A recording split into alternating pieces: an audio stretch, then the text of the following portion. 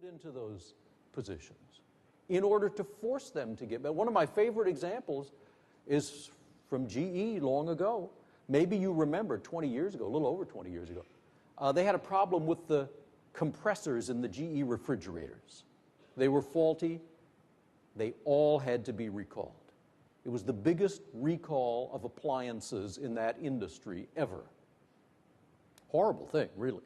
Now, look, I don't know about you. If I had been running GE at the time, I would have said, man, I want to find the world's greatest expert at appliance recalls and put him on this job, because this is the largest appliance recall ever. They took exactly the opposite approach. Jack Welch was the CEO at the time. Bill Conity was the HR chief.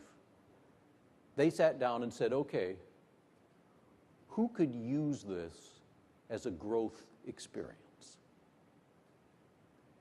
And so they thought about the young managers they had.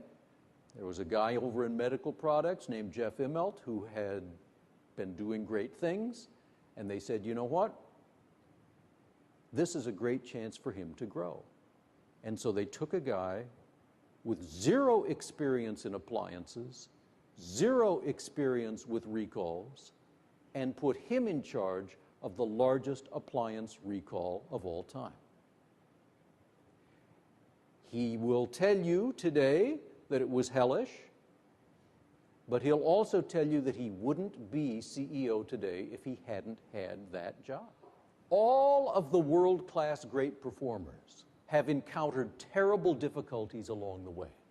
All of them. There are no exceptions.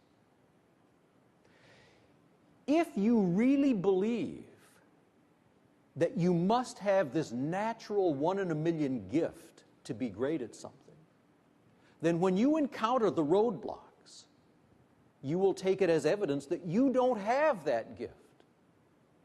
And you'll give up, logically enough. And it is tragic, because you will never achieve what you might otherwise have achieved. But if you really believe that those roadblocks can be overcome, that by doing the deliberate practice you can get past them, then you have at least a chance of becoming world-class great. And that is why it is fair to say, finally, this.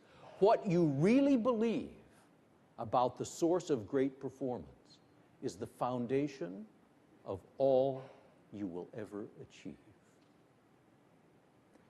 That's why I asked you to think about this question so deeply at the very beginning.